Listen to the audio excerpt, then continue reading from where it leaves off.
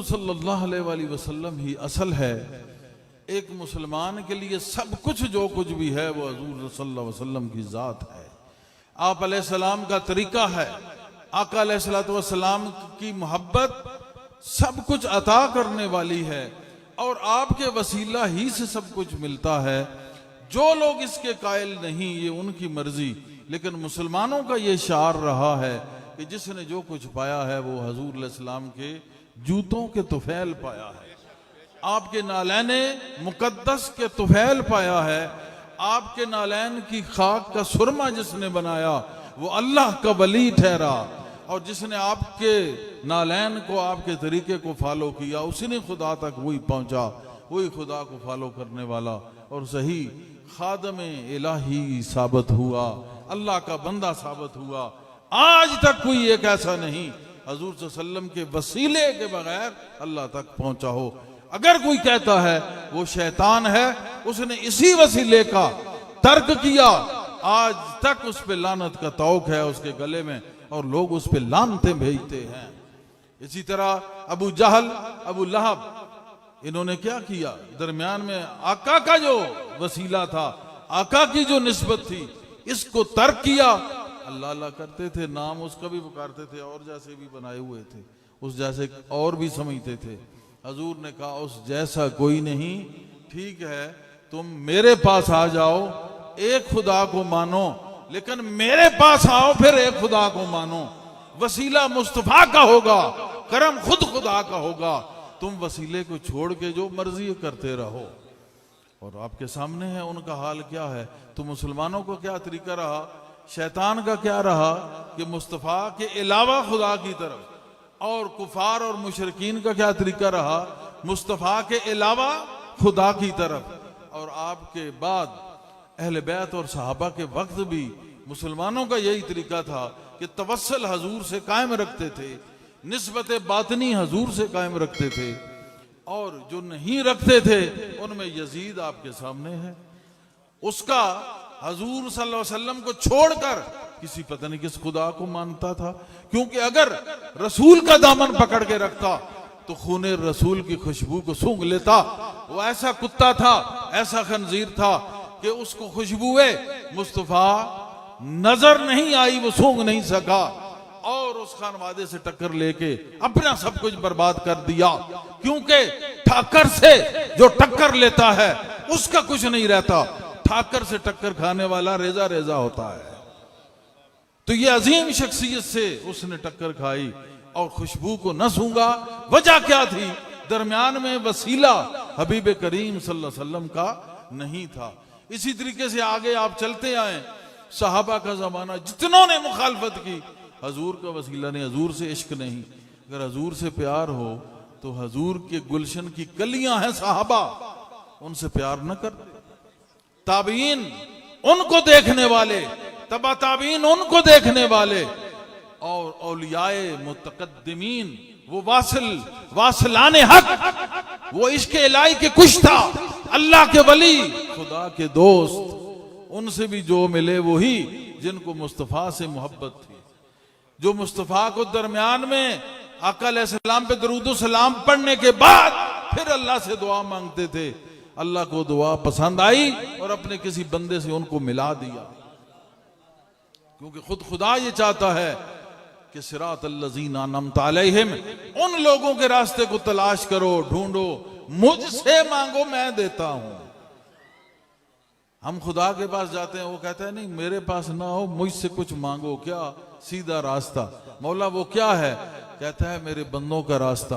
या अल्लाह बंदों का रास्ता क्या है, क्या हर बंदे के पास हजार रास्ते हैं, एक मुरीद ही यहाँ लाखों में है, तो क्या मेरे पास 1000 रास्ते होंगे, 1,00,000 रास्ते होंगे कि सबको एक रास्ते पे चलाना है। तो अल्लाह ने अकल अता की, उसने कहा नहीं, ये नादान की सोच है कि बंदे के पास रास्ते हैं। अहले इल्म, अहले दानिश, अहले मोहब्बत, अहले दिल, और जिनको इल्म से मामूर कर दिया गया, अलम नशरह लका सदरक के सीने का फैज अता करके बेहतरीन इल्म अता किया गया, जाहिर और बातन का, कुरान का, हदीस का, फिक्र का। अहले बैत की हुब का, हुब्बे सहाबा का, हुब्बे शेख का, हुब्बे मुर्शिदान हक का, जिनको इल्म अता किया गया, उनके लिए बंदे के पास रास्ता नहीं होता, वो बंदा ही रास्ता होता है। तो वो बंदे को जब पकड़ा तो कैसे वो मिला? हमने कहा था कि हमने दरूद पाक के बाद अल्लाह से राह हदायत चाहिए। उसने कहा आ जाओ, फिर हदायत यही है, जो मेरा रास्ता वो मेरा बंदा है, बस उसके पीछे चल पड़ो। वो मेरा रास्ता, वो मेरा बंदा, उसके पीछे चलना, गोया वो मेरे पीछे चलना।